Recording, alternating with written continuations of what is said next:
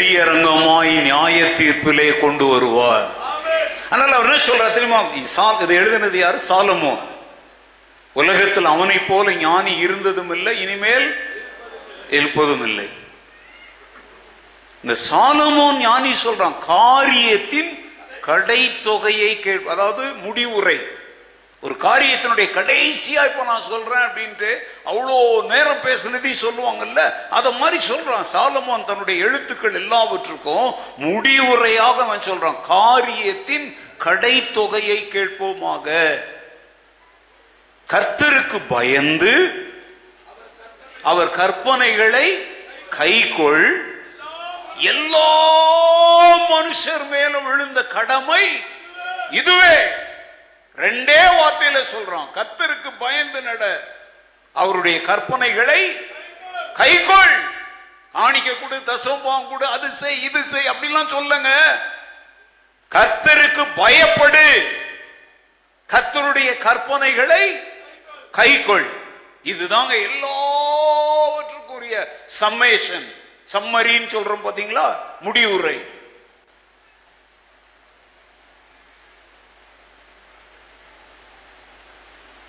இப்ப சொல்லுங்க,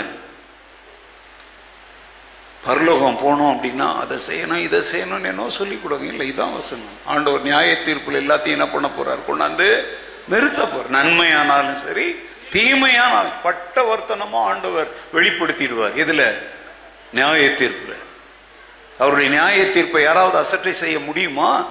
தப்பிக்க முடியுமா? சொல்லுங்க. சில ஊழியக்காரங்க பிரசங்கத்தெல்லாம் கேட்டா தப்பிச்சுக்கலான்ற மாதிரி கிரேஸ் கிரேஸ் காஸ்பல்ல சொல்றாங்க. அதுக்கு பேர் நாங்க சொல்றதாங்க கிரேஸ் காஸ்பல், அவங்க சொல்றதுக்கு பேர் hyper grace gospel. Hyper tension சொல்லணும். டென்ஷன் வேற, ஹைப்பர் டென்ஷன் வேற. இன்னைக்கு நிறைய பேர் பேசுற காஸ்பல் ஹைப்பர் கிரேஸ் காஸ்பல். இப்ப நாங்கெல்லாம் அதெல்லாம் கண்டித்து எழுதுறோம். அதெல்லாம் என்ன சொல்றாங்க, சும்மா இந்த பாஸ்டர்களுக்கு வேலை இல்லை அப்படி சொல்லுவாங்க. ஆனா ஆண்டவர் ரொம்ப இரக்கம் உள்ளவர். அவர் ஒரு மனிதனை கூட எங்க அனுப்ப மாட்டார் நரகத்துக்கு.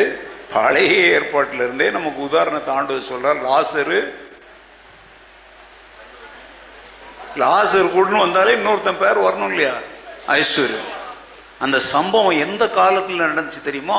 மோசே உலகத்துல உயிரோடு இருந்த காலத்துல நடந்தது. ஏன்னா ஆண்டவர் கட்டுக்கதையெல்லாம் சொல்றவர் கிடையாது.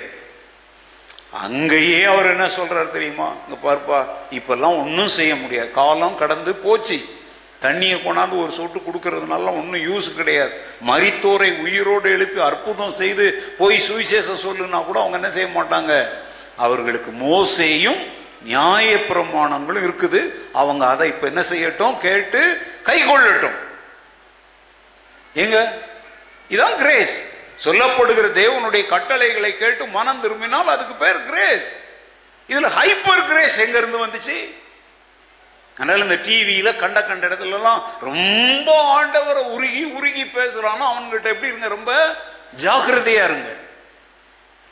அவங்க அவங்க பிரசங்கங்களை கேட்டா அப்படியே அப்படியே எப்படி இருக்கும், அப்படியே தடவி கொடுத்து அப்படியே பிள்ளைய தோல்ல போட்டு தொட்டி தடவி அந்த மாதிரி இருக்கும். அவன் நோக்கமெல்லாம் உன் பாக்கெட். எங்க நோக்கமெல்லாம் நாங்க போற இடத்துக்கு நீயும் வரணும். அல்லேலூயா. நல்ல சபைகளை போதகர்களை தெரிந்து கொள்வதில் எப்படி இருங்க, ரொம்ப ஜாக்கிரதையா இருங்க.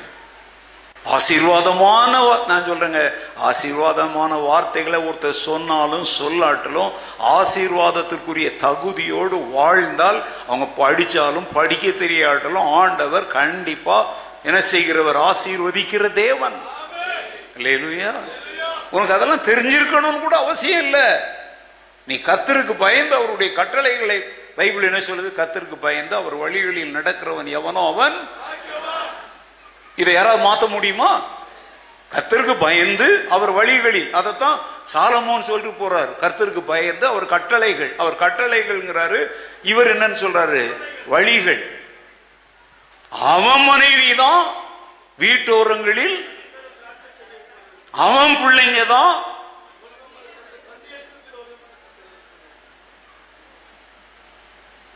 இதெல்லாம் யாராவது மாற்ற முடியுமா? அதனால சும்மா அந்த ஹைப்பர் கிரேஸ் காஸ்பல் பேச ஆசாமிங்கெல்லாம் விட்டு தூக்கி அடிங்க. சாரி சார், வெறும் இனிப்பை மாத்திரம் கொடுக்கிறவன் உண்மை போதகன் அல்ல. எல்லாவற்றையும் கலந்து போதிக்கணும். கிருபைனா கிருபை, கண்டிப்புனா கண்டிப்பு, சீர்திருத்துதல்னா சீர்திருத்துதல் எல்லாம் இருக்கணும். சரி, ஓகே, நான் உங்களை திட்டுறதுக்காக வழி தேடி பார்த்துக்கிட்டே இருக்கிறேன், வரமாட்டேங்குது. அதனால நான் பிரசங்கத்துக்கு சொல்லி அனுப்பிடுறேன் உங்களை. நேராய் என்ன பிரசங்கம் பண்ணிட்டு இருக்கிறேன்? என்ன வசனத்துல இருந்து? அப்போஸ்தலர் 8:39 என்ன படிச்சோம்? கர்த்தருடைய ஆவியானவர் பிலிப்புவை எடுத்துக்கொண்டு போய்விட்டார். இதுல இருந்து என்ன பாயிண்ட்டுக்கு உங்களை கொண்டு வந்தேன்? கர்த்தருடைய வருகையில நம்ம எடுத்துக்கொள்ளப்படணுமானா நம்முடைய வாழ்க்கை எப்படி இருக்கணும்? அதுக்கு சில உதாரணங்களை சொன்ன. ஏனோக்கு தேவனோடு நடந்தான், எலியா தேவனுக்காக வைராக்கியமா இருந்தான். அவங்களெல்லாம் கர்த்தர் என்ன பண்ணாரு? எடுத்துக்கிட்டார். புதிய ஏற்பாட்டு திருச்சபை கூட 1 தெசலோனிக்கேயர் 4 அவருடைய வருகையில மரித்தோர் உயிர் தெழுவார்கள், உயிரோடு இருக்கிறவர்கள் மறுரூபம் அடைவார்கள் என்ன கொடுத்திருக்கிறாரு? வாக்கு கொடுத்திருக்கிறாரு. பிலிப்புவின் வாழ்க்கையிலிருந்து போன வாரம் நம்ம ஒரு காரியத்தை கற்றுக்கொண்டோம். நம்பர் 1, அவன் வயதானவனா இருக்கிறான், வனாந்தரத்துக்கு ஓட சொல்றார், ஓடுறான், அங்க போய் முழு சுவிசேஷத்தையும் அறிவிக்கிறான். அதுதாங்க ஃபுல் காஸ்பல். இயேசு உன்னை நேசிக்கிறார், உனக்காக கண்ணீர் விடுகிறாருங்கிறது ஃபுல் காஸ்பல் இல்ல. இயேசு கண்ணீர் விட்டாருங்கிறது இல்ல புது காஸ்பல். பாவத்தின் பாரத்தினால் நொந்து கண்ணீர் வடித்துக் கொண்டிருக்கிற உன் கண்ணீரை துடைக்க அவர் கல்வாரி சிலுவையிலே தன் இரத்தத்தை விலைக்கிரயமாய் செலுத்தினார். நீ அதை விசுவாசித்தால் உன் கண்ணீர் யாவையும் அவர் என்ன செய்வார்? சும்மா எல்லார் கண்ணீரையும் அவர் துடைக்க மாட்டாருங்க. நிறைய பேர் இந்த இயேசு கண்ணீர் துடைக்கிறார் கண்ணீர் துடைக்கிறார்னு குடிகாரனும் என் கண்ணீரை துடைப்பார்னு நினைக்கிறான், அயோக்கியனும் என் கண்ணீரை துடைப்பார். எப்போ? அவன் என்ன செய்யணும்? மனம் திரும்பணும். நீங்களாம் மக்களுக்கு பிடிச்ச பாட்டு தெரியுமா? கண்ணீரெல்லாம் துடைப்பார். அதுவும் அவரை மாதிரியே எடுத்துக்கிட்டு பாடினா அடாடா. ஏங்க இந்த பாட்டை எத்தனை முறை தான் நீங்க பாடுவீங்க? அதான் அர்த்தம் புரிஞ்சிருச்சு இல்ல? கார்மேகம் போன்ற கஷ்டங்கள் வந்தாலும் கருத்துடன் உன்னை. ஆனா அடுத்தாலதான் அங்க வருது பாருங்க, இயேசு அழைக்கிறார். நீ வந்தா இது கிடைக்கும். அத கவனிக்க மாட்டாங்க, கீழடியிலே போவாங்க, பாட்டு பாடுவாங்க. ஒரு தாய் தேற்றுவது பாடாதீங்க. ஆனா உனக்கு ஒண்ணு தெரியுமா? பாடுறாங்க, எனக்காக மரித்தாரே என் பாவம் சுமந்தாரே. இதெல்லாம் ராகத்துக்காக பாடாத, உள்ளம் உடைஞ்சி பாடு. உனக்காக அவர் மரித்தார் இல்ல, அப்ப அவருக்காக நீ வாழணும் இல்லையா? அப்படி வாழாதவன் இந்த பாட்டை பாடினாலும் ஒன்னும் நடக்காது. இயேசு எனக்காக மரித்தார், அவருக்காக நான் வாழ்வேன். இந்த தீர்மானம் இல்லாம இந்த பாட்டு ராகங்கள்லாம் அப்படி சாஃப்டா மனத்தை தொடுற மாதிரி இருக்கு. நீ பாடுறதுனாலலாம் உனக்கு என்ன வராது? ஆசீர்வாதங்கள் வராது. இதை நிறைய ஊழியக்காரங்க அப்படியே மறைக்கிறாங்க. ஏன்னா இப்ப என்ன மாதிரி கடிந்து கொண்டு வெளியிறங்க. இது என்னுடைய குடும்பம், அதனால எதை பேசவும் எனக்கு உரிமை இருக்கு. கெட்ட வார்த்தை தான் பேசக்கூடாது.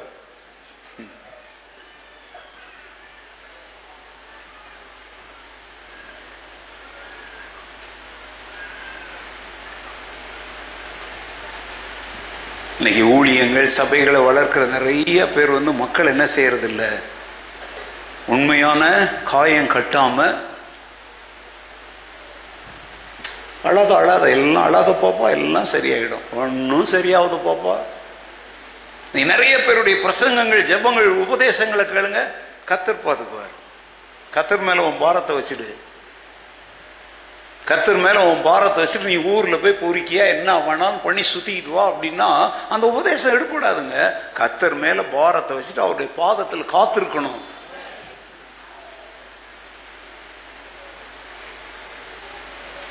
போன வாரம் நான் சொன்னேன் என்னன்னா, மிஷனரி பணி, ஆத்தும ஆதாய வாஞ்சையுள்ள மனிதன் சபை குடும்பத்தை அவருடைய வருகையில் அவர் என்ன செய்வார்? எடுத்துக்கொள்ளுவார். அற்பமாய் எண்ணப்பட்ட ஒதுக்கப்பட்ட சமுதாயத்திற்கு ஆகாதென்று தள்ளப்பட்ட சமாரியர்களை தேடி இவன் போனான். நீ தேடி போ. இந்த கிறிஸ்துமஸ்ல தேடுன்னு சொன்னா, ஒரு குடும்பத்தை கண்டுபிடிங்கன்னு சொன்னா, ஏதாவது ஐடியா கிடைச்சதா கிடைக்கலையா? கிடைச்சதா? அம்மா எதிர்த்தாங்கன்றதுக்காக விட்டுறாதீங்க. அவங்கெல்லாம் நம்ம வீட்டுக்கு வரக்கூடாதுன்னு சொல்லுவாங்க. என்ன புரியல என்னன்னு? கிறிஸ்துமஸ்க்கு உங்க வீட்டுக்கு ஒரு விருந்தினரை கூப்பிடுங்கன்னு சொன்னான் இல்லையா? சண்டை போட்டவங்க, பிரிஞ்சு போனவங்க, தூரமா நிக்கிறவங்க, இயேசுவை அறிய விரும்புறவங்களை கூப்பிடுங்கன்னு சொன்னேன் தானே. எல்லாம் அப்பவே மறந்துடுவீங்களா? ஆத்ம ஆதாயங்கிறது தாங்க. நம்ம ஒருத்தட்ட பழகிறதே நம்ம நோக்கமெல்லாம் என்ன தெரியும்? ஆரிய கூத்தாடினாலும் காரியத்தில் எப்படி இருக்கணும்? என்ன காரியம்? இயேசுவை அவங்களுக்கு அறிமுகம் செய்யறது தாங்க காரியம். வேற என்னத்துக்குன்னு ஹலோ ஹலோ ஹலோ ஹலோன்னு கிட்ட அலையணும்? காப்பி ஆயிடுச்சா, ஊட்ட ஆயித்தா, அது ஆயித்தா, இது ஆயித்தான்னா என்ன ஆயித்தா? நம்ம கேட்கிற நோக்கமே மெதுவா அப்படி ஜீவ அப்பத்தான் அவனுக்கு கொடுக்கறதுக்கு தான். அடா போங்க சார், என்ன வாழ்க்கை இது அப்படின்னுவான். மாட்டிக்கிட்டான், ஒரு மீன் மாட்டிக்கிடுச்சு. கரெக்டா? எப்படி இருக்கிறீங்க? என்ன சொல்றாங்க நிறைய பேர்? ஏதோ இருக்கிறோம். சரி வா, எப்படி இருக்கணும்னு நான் சொல்லித்தரேன்.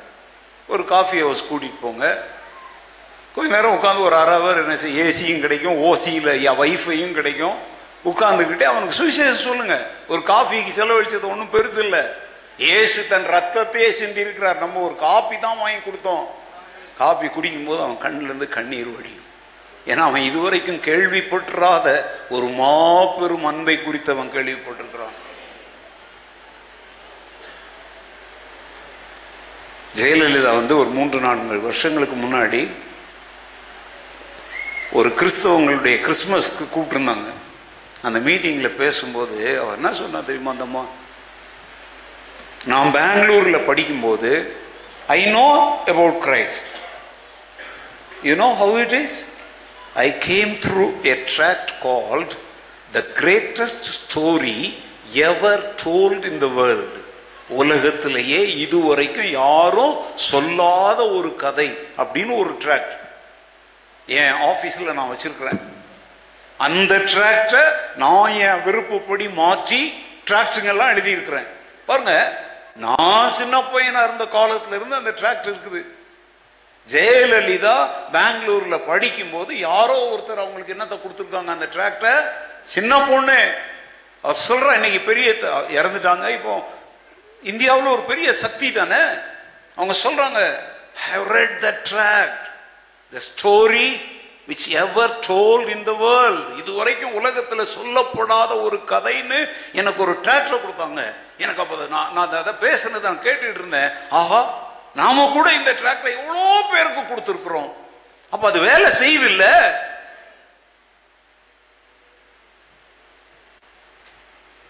நீங்க கொடுக்குறீங்களா?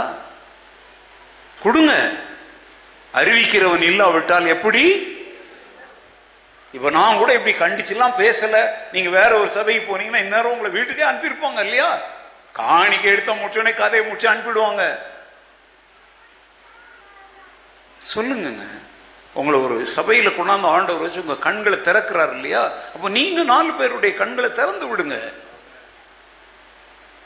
சரி, இன்னைக்கு 2வது காரியத்தை வேகமா சொல்லி அனுப்புறேன். அப்போஸ்தலர் 21வது அதிகாரத்துக்கு வாங்க. Acts chapter 21. Acts chapter 21 verse 8 and 9. மறுநாளிலே பவுலை சேர்ந்தவர்களாகிய நாங்கள் புறப்பட்டு செசரியா பட்டணத்துக்கு வந்து 7 பேரில் ஒருவனாகிய பிலிப் என்னும் சுவிசேஷகனுடைய வீட்டிலே பிரவேசித்து அவனிடத்தில் தங்கினோம். தீர்க்க தரிசனம் சொல்லுகிற கன்னியாஸ்திரிகளாகிய 4 குமாரத்திகள் அவனுக்கு இருந்தார்கள். இங்க யாரை பற்றி எழுதியிருக்கு? என்ன எழுதியிருக்கு? அவன் எந்த ஊருக்காரன்? செசரியாங்கிற ஒரு டவுனை சேர்ந்தவன். பவுலோடு சேர்ந்து ஊழியம் செய்கிற சிலர் எங்க வர்றாங்க? செசரியாவுக்கு வந்து. இந்த பிலிப் என்பவன் யார் தெரியுமா? டீக்கன்.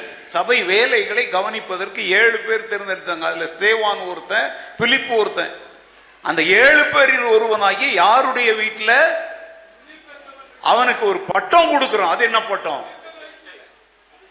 சுவிசேஷகன். இவர் ஒன்றும் பாஸ்டர் கிடையாதுங்க, அப்போஸ்தலர் கிடையாது, இவன் ஒரு சபை விசுவாசி. ஆனா அவனுக்கு ஒரு பட்டம் கொடுக்கிறாங்க. என்ன பட்டம்? சுவிசேஷகன். இன்னைக்கு இந்த சபையில 27 வருஷமா நீ இருக்கிறியே, உன்னை பார்த்து யாராவது இந்த சகோதரன் சுவிசேஷம் சொல்லுகிற ஒரு சுவிசேஷகன், இந்த சகோதரி சுவிசேஷத்தை சொல்லுகிற ஒரு சுவிசேஷகின்னு உன்னை பார்த்து யாராவது சொல்றாங்களா? இது பைபிள் ஸ்கூல் தருவதல்ல, இது எங்களை போல பாஸ்டர்ங்க கிராஜுவேஷன் நடத்தி கொடுக்கிற பட்டம் அல்ல. சுவிசேஷம் சொல்றவன் சுவிசேஷகன். ஆமென். நீ சுவிசேஷம் சொல்றியா? சுவிசேஷம்னா என்ன? இயேசுவால் கிடைக்கும், அவருடைய கிருபையால் கிடைக்கும், விசுவாசத்தால் பெற்றுக்கொள்ளும் இலவச ரட்சிப்பு தான் சுவிசேஷம். வியாதி நீங்கும், வயிற்று வலி போயிடும், பேய், அதெல்லாம் உலக நன்மைகள். சுவிசேஷம் என்பது உன் ஆத்தும ரட்சிப்பு.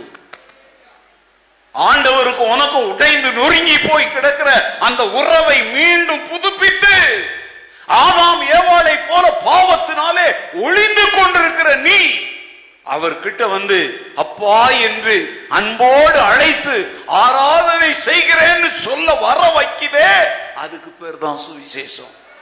அல்லேலூயா. சும்மா சென்னை ஜெபம் பண்ணி கொடுத்தது சுவிசேஷம், தண்ணி ஜெபம் பண்ணி கொடுத்தது சுவிசேஷம், அது பண்றது இதெல்லாம் சுவிசேஷம் இல்ல. அதுக்கு பதில் மந்திரக்காரன் கொடுக்கிற தாயத்தை கட்டிக்கலாம், முஸ்லீம் கொடுக்கிற கருப்பு கயிறை கட்டிக்கலாம், என்ன வேணாலும் கட்டிக்கலாம். ஏன்னா தண்ணி ஜெபம் பண்ணி கொடுக்கறதையும் என்ன ஜெபம் பண்ணி கொடுக்கறதையும் சுவிசேஷம் நீ சொன்னா அவங்களும் சுவிசேஷம் தான் சொல்றாங்க. அப்படின்னா அது பிசாசின் சுவிசேஷம், இது நித்திய வாழ்வின் சுவிசேஷம். அல்லேலூயா. இயேசு எதற்காய் இந்த பூமிக்கு வந்தார், ஏன் சிலுவையில் மரித்தார், அவருடைய மரணத்தினாலே நமக்கு என்ன கிடைக்கிறது என்பதை பேசுறதுக்கு பேர் தாங்க சுவிசேஷம். அவன் சுவிசேஷகன். ஆனா அவன் உண்மையில யாரு கிடையாது, முழு நேரமாலாம் அப்படி இருக்கிறவன் இல்ல. ஒரு விசுவாசி சுவிசேஷகனா இருக்கணும், அப்பதான் உலகம் ரட்சிக்கப்படும். பாஸ்டர் அழைப்பு எல்லாருக்கும் கிடைக்காதுங்க. 2 அழைப்பு எல்லாருக்கும் உரியது. எல்லாரும் அப்போஸ்தலரா பவுல் கேட்கிறார், இல்ல. எல்லாரும் தீர்க்கதரிசிகளா, இல்ல. எல்லாரும் சுவிசேஷகரான்னு அவர் கேட்கல. ஏன்னா எல்லாரும் யாரா இருக்கணும். அடுத்தால சிலரை மெய்ப்பராகவும் போதகராகவும் தெரிந்து கொண்டார். ஒரே ஒரு இடத்துல பவுல் கேட்கிறார், காலத்தை பார்த்தால் நீங்க எல்லாரும் யாரா இருக்கணும். அப்ப நல்ல கவனிங்க, எல்லாரும் அப்போஸ்தலரா இருக்க முடியாது, எல்லாரும் தீர்க்கதரிசியா இருக்க முடியாது, எல்லாரும் மெய்ப்பனா இருக்க முடியாது. 3 முடிச்சுட்டா முடியும். இப்ப இன்னும் 2 பாக்கி இருக்குங்க, சுவிசேஷகன், போதகன். இந்த வேலை எல்லாருக்கும் உரியது. அல்லேலூயா. நீங்க கற்றுக்கொள்றதை மற்றவங்களுக்கு கற்றுக் கொடுக்கிறதுக்கு பேர் என்ன பேரு? போதிக்கிற ஊழியம், போதகர்கள். நீ அறிந்து கொண்டு அனுபவிக்கிற சுவிசேஷத்தை மற்றவங்களுக்கு சொல்ற அப்படின்னா நீ சுவிசேஷகன். ஒரு சிலரைத்தான் ஆண்டவர் அப்போஸ்தலராய் அழைக்கிறார், ஒரு சிலரைத்தான் அவர் மெய்ப்பராய் அழைக்கிறார், ஒரு சிலரைத்தான் அவர் தீர்க்கதரிசிகளாய் அழைக்கிறார். ஆனா மிச்சம் இருக்கிற 2, சுவிசேஷகனுடைய ஊழியம், வேத வசனத்தை பிறருக்கு போதிக்கிற ஊழியம், இங்க உட்கார்ந்து இருக்கிற இல்ல நான் பேசுற சத்தத்தை கேட்கிற எல்லார் தலை மேலையும் ஆண்டவர் வச்சிருக்கிறார். நீ சாக்கு போக்கு சொல்ல முடியாது, கண்டிப்பா நீ சொல்லணும், சுவிசேஷம் சொல்லணும், போதகை பண்ணணும். இப்ப இங்க பாருங்க, அவனுக்கு 4 பொண்ணுங்க இருக்கிறாங்க. அந்த பொண்ணுங்களுக்கு ஒரு பட்டம் கொடுக்கிறான். என்ன பேரு? தீர்க்க தரிசனம் சொல்லுகிற கன்னியாஸ்திரிகள். கன்னியாஸ்திரிகள்னா யாரு பாருங்க. திருமணம் ஆகாதுன்னா அட்லீஸ்ட் ஒரு 25-26 வயசு வச்சுக்கலாம். 4 பொண்ணுங்கன்னா ஒரு பொண்ணுக்கு 28 இருந்திருக்கும். வருஷம் பெற்றிருந்தா கூட 28, 27, 26, 25 இருந்திருக்கும். இல்ல 2 வருஷ கேப்ல இருந்தா கூட 30, 28, 26, 24. முடியலையா? புரியலையா? கல்யாணம் பண்ணி கொடுக்கிற வயசுல உள்ள பிள்ளைங்க இந்த காலத்துல 8ஆம் கிளாஸ்லயே காதல் பண்ணி ஓடி போயிடுது இல்லையா? இதுங்களெல்லாம் பார்த்து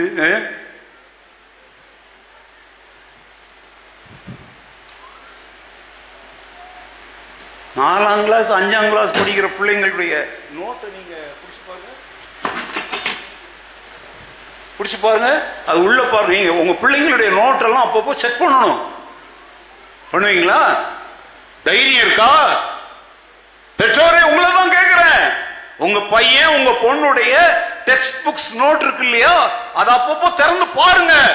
அப்படியே ஹார்ட் சிம்பல் வரைஞ்சு இருந்தா உன் புள்ள பிசாசு கையில சிக்கி இருக்குன்னு அர்த்தம். அந்த ஹார்ட்ல ஒரு ஆரோ மார்க் போட்டா இன்னும் பாதகமான பிள்ளையா இருக்குன்னு அர்த்தம். கர்த்தர் உன் கண்ணை திறக்கட்டும். தாய் கண்டி புருஷன் தலையிட்டா உன் பிள்ளைய நரகத்துக்கு அனுப்புறதுக்கு எனக்கு வழி பண்ணாத, தூரம் நில்லுன்னு சொல்லுங்க. இல்ல தகப்பன் கண்டிக்கும் போது என்னங்க விட்டுருங்க விட்டுருங்க பொம்பளை போக கூடாது. ஹார்ட் சிம்பல் அதுல ஆரோ மார்க் பிடிச்சாலே பிசாசு பிடிச்சாச்சு உன் பிள்ளைக்கு.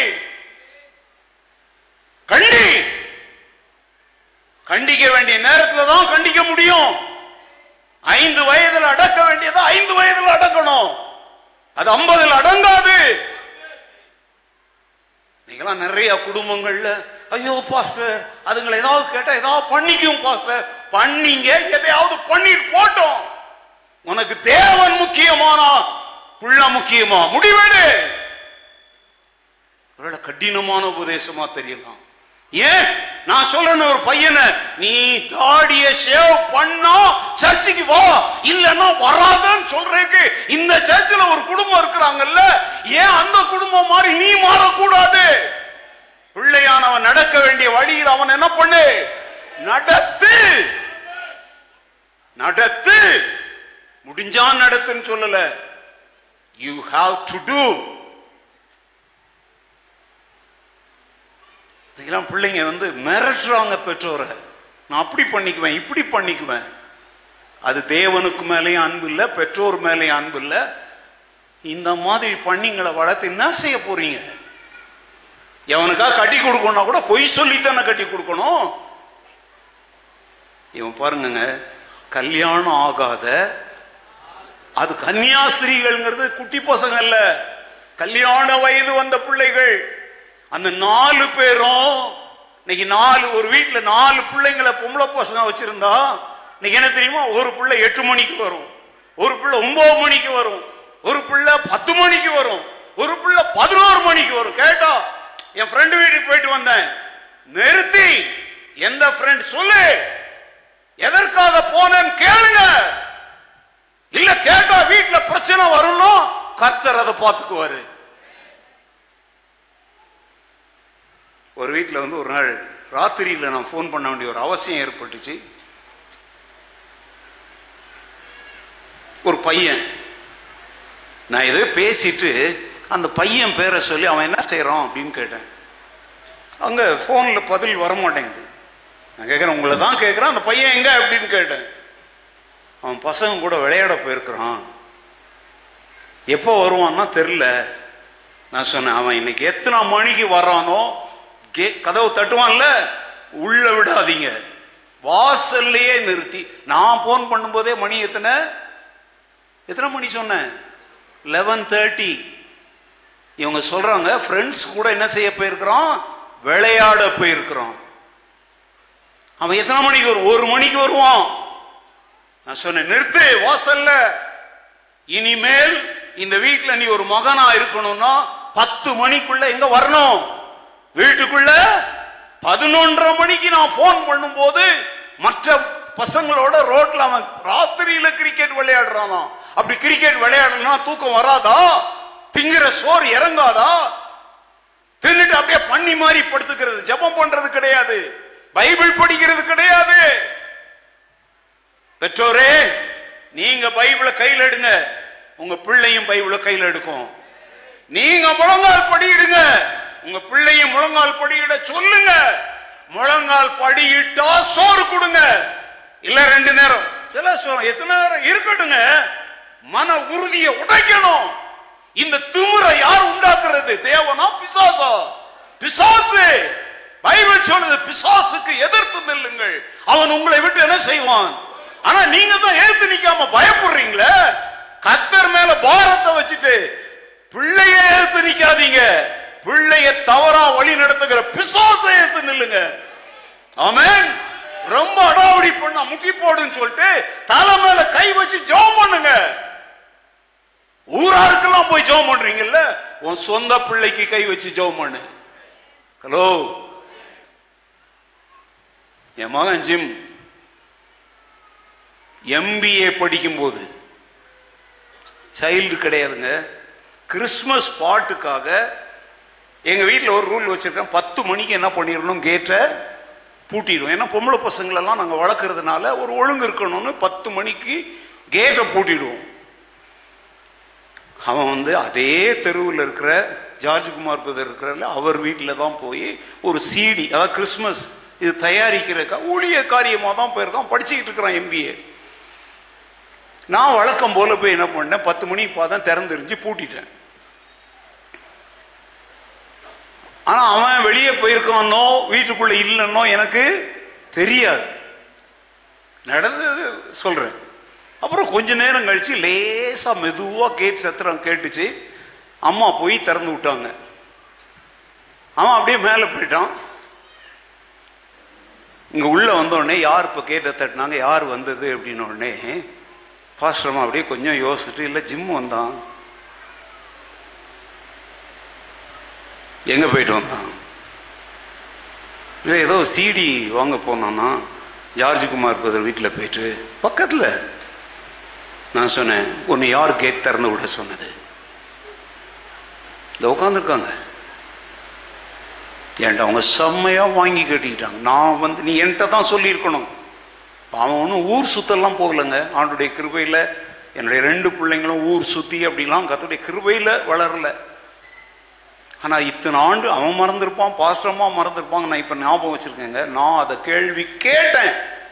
எப்போ சொல்லிட்டா, அவன் MBA படிக்கிறவன், என்னை எழுத்து நின்று திமிரா கூட பதில் சொல்லியிருக்கலாம்ல. ஒரு வார்த்தை பேசலை. அதனால தான் நான் நிற்கிற இடத்துல அவனும் நிற்கிறான். ஹலோ, கர்த்தர் ஒருவனை உயர்த்தணும்னா கனப்படுத்தணும்னா தாய் தகப்பன அவன் கனம் பண்ணணும். கர்த்தர் கொடுத்த தேசத்திலே உன் வாழ்நாள் நீடித்திருக்கும்படி உன் தாயையும் தகப்பனையும் என்ன செய்வாயாக?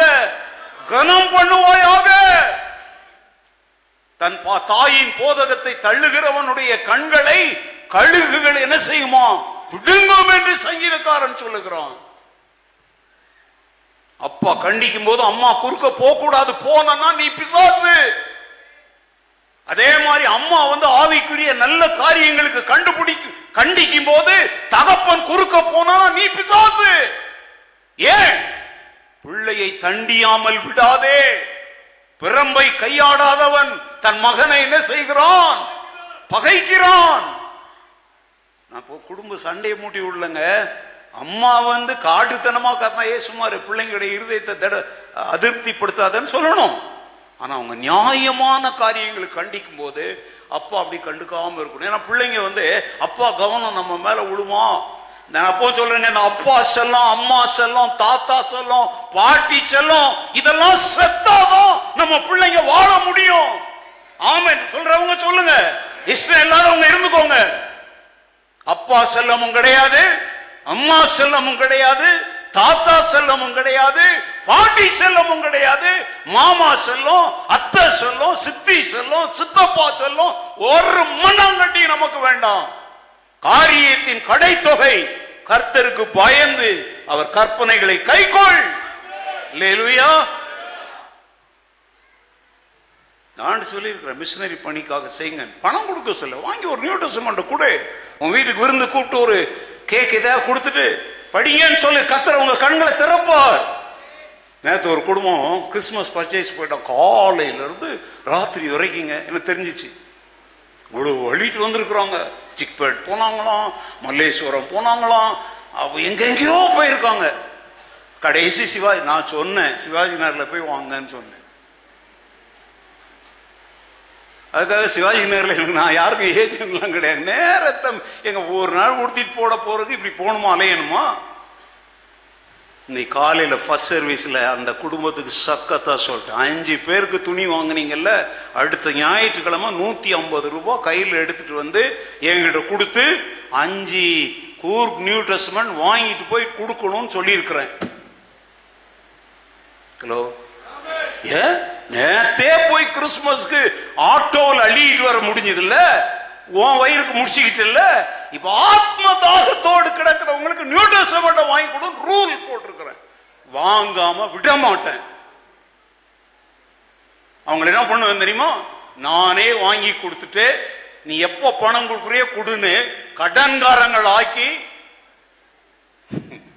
யாருக்கிட்ட உபதேசம் கேட்டுட்டு இருக்கு? ஏன் கிறிஸ்துமஸ்க்கு ஆயத்தப்பட தெரியுது இல்ல?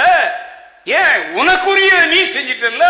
ஆண்டவர் கேட்கிறார், எனக்குரியதை கொடுன்னு கேட்கிறாரு. ஹலோ, இவன் பாருங்க, தன்னுடைய பிள்ளைகளை ஆவிக்குரிய பிள்ளைகளாக மாத்திரம் அல்ல, தேவன் பயன்படுத்தக்கூடிய பிள்ளைகளாகவும் வளர்த்திருந்தான். அந்த காலத்துல தீர்க்க தரிசனம் சொல்லுவது என்பது ஒரு ஊழியம். 4 அதுல 1 போனா கூட பரவாயில்லைங்க, 4 பிள்ளைங்களையும் கரெக்டா வளர்த்திருக்கிறோம்.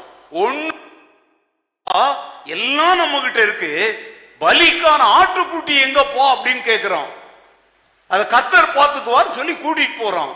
அங்க கூட்டிட்டு போயிட்டு நல்ல கவனிங்க எல்லாரும். ஆபிரகாமுக்கு வயசு என்ன இருக்கும்?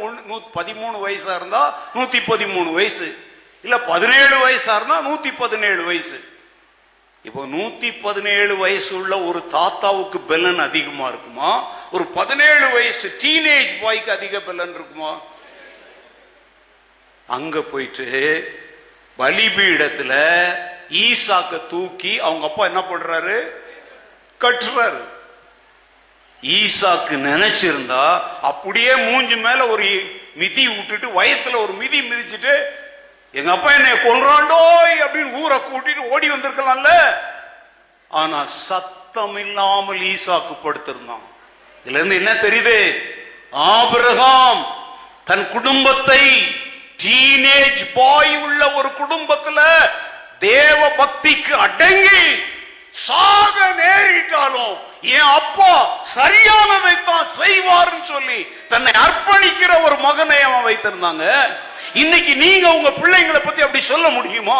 என் பிள்ளை நான் உட்காருன்னா உட்காருவான், எந்திரினா எந்திரிப்பான், ஜெபம் பண்ணுனா ஜெபம் பண்ணுவான், ஆலயத்துக்கு போனா போவான் அப்படின்னு உங்க பிள்ளையை குறித்து உங்களால சாட்சி சொல்ல முடியுமா? முடியணும். அப்படி முடிஞ்சாதான் அது வெற்றியுள்ள கிறிஸ்தவ குடும்பம். இல்லையா? எப்தாவை பற்றி பைபிள்ல படிச்சிருக்கீங்களா? பழைய ஏற்பாட்டுல அவனுக்கு ஒரே ஒரு பொண்ணு, அவளுக்கு கல்யாணம்லாம் ஆகல. அவன் போய் யுத்தம் செய்ய போகும்போது ஆண்டவர்கிட்ட ஒரு பொருத்தனை பண்றான். ஆண்டவரே, நான் யுத்தம் பண்ண போறேன், எனக்கு அனுபவம்லாம் இல்லை, நீங்க தான் எனக்கு என்ன பண்ணணும், உதவி செய்யணும். ஆனா நான் வெற்றி பெற்று வீட்டுக்கு நான் போகும்போது என் கண்ணுல முதல்ல எது படுதோ அது ஒரு பலத்த காளையா இருக்கலாம், இல்ல ஆடா இருக்கலாம், எதுவும் அதை தான் அவன் மனசுல வச்சு சொல்றான். அதை நான் உமக்காக என்ன பண்ணுவேன், சர்வாங்கமா தகன பலியிட்டுறேன் அப்படின்ட்டு ஜெபிச்சுக்கிறான். அவன் வரான், ஜெயிச்சுட்டு தான் வரான். அவங்க அப்பா ஜெயிச்சுட்டு வராருங்கிறது தெரிஞ்ச உடனே அவனுக்கு இருந்த ஒண்ணு கண்ணே கண்ணுன்னு இருக்கிற மகா அவங்க அப்பாவை வரவேற்கிறதுக்கு ஆடல் பாடலோட வெளியே வரா. அந்த நேரத்துல எப்தா கதறுகிறான், ஐயோ என் மகளே, நான் கர்த்தர் இடத்துல வாய் திறந்து என்ன பண்ணிட்டேனே, சொல்லிட்டேனே, நான் சொன்னதை இனிமேல் என்ன செய்ய கூடாதே, என்ன அப்படின்னு கேட்கிறான். அவன் சொல்றான், இந்த யுத்தத்துல எனக்கு நீர் ஜெயம் கொடுத்தால் என் கண்ணுல படுகிற முதல் எதை நான் பார்க்கிறனோ அதை கர்த்தருக்கு பலியா நான் என்ன பண்ணிடுறேன். அந்த பொண்ணு, யோ கிழவா, உனக்கு என்ன திமிரு இருந்தா இப்படி சொல்லுவ, ஒரு ஆட்டை தர மாட்டை தர நீ சொல்லி இருக்க வேண்டியதானே, எதுக்கு பொதுவா இப்படி சொல்லி இப்ப என்ன சாவடிக்கிறியா அப்படின்னு கேட்டிருக்கலாம்ல. அந்த முகம் என்ன சொன்னா தெரியுமா? அப்பா, நீங்க அதை குறித்து வருத்தப்படாதீங்க, நீங்க சொன்னபடியே கர்த்தருக்கு செஞ்சிடுங்க. ஆனா அதுக்கு முன்னாடி என் சிநேகிதிகள் கூட நான் போய் என்ன பண்ணிட்டு வரேன், கொஞ்சம் டைம் ஸ்பெண்ட் பண்ணிட்டு வர்றேன், நீங்க கர்த்தருக்கு சொன்னபடியே எனக்கு செஞ்சிடுங்க அப்படின்னு சொன்னான்னா, அந்த யெப்தா தன் பிள்ளையை எவ்வளவு பக்தி வைராக்கியத்துல வளர்த்திருக்கிறான்னு உங்களுக்கு புரியுதா புரியலையா? சொல்லுங்க. ஆபிரகாம் வளர்த்தானா? யெப்தா வளர்த்தானா? யோசுவா தன் குடும்பத்தை வச்சிருந்தானா? பிலிப்பு தன் குடும்பத்தை தேவ பக்தி உள்ள குடும்பமாய் வச்சிருந்தானா? அதனாலதான் சொல்றேன், இரண்டாவது பாயிண்ட், நீ உன் குடும்பம், சுற்றம், நட்பு, சொந்தக்காரங்கள் எல்லாம் கர்த்தருக்குள்ள வழி நடத்தி உன் குடும்பத்தை, உன் சந்ததியை ஆவிக்குரியதாய் நீ காத்து கொண்டிருந்தால், அப்படிப்பட்ட உன் குடும்பத்தை சேர்த்து கொள்ள இயேசு வரப்போகிறார். அல்லேலூயா. எல்லாரும் எழுந்து நின்று, ஆண்டவரே, இப்படிப்பட்ட ஒரு பக்தி வைராக்கியத்தை எங்களுக்கு தாங்க ஆண்டவரே.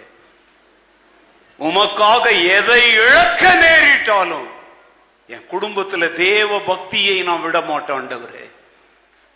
யோபு கூட தன் பிள்ளைகளை அப்படிதான் வளர்த்தான். நீங்க வளர்ப்பீங்களா? உங்களை தான் கேட்கிறேன், நீங்க ஒரு யோபுவாய் மாறுவீங்களா? நீங்க ஒரு யெப்தாவாய் மாறுவீங்களா? நீங்க ஒரு ஆபிரகாமாய் மாறுவீங்களா? உங்க பிள்ளைகளை ஆவிக்குரியவர்களாய், கர்த்தரால் பயன்படுத்தப்படக்கூடியவர்களாய் மாற்ற உங்களால் ஆன அனைத்து முயற்சிகளையும் எடுப்பீங்களா? எடுப்பீங்கன்னா நெஞ்சில கை வச்சு ஆண்டவர்கிட்ட சொல்லுங்க, ஆண்டவரே, என் கண்களை திறந்ததற்காக உமக்கு நன்றி. இந்த வருஷத்தின் இறுதியில என் குடும்பத்தின் மேல் நான் கவனம் செலுத்துவேன். என் மனைவி, பிள்ளைகள், என் கணவன், என் உற்றம், சொந்தம் எல்லாரையும் ஆவிக்குரியவர்களாய் மாற்ற என்னால் ஆன அனைத்தையும் செய்வேன் சொல்லி உங்களால் ஆண்டவரை பார்த்து சொல்ல முடியுமா? சொல்லுங்க.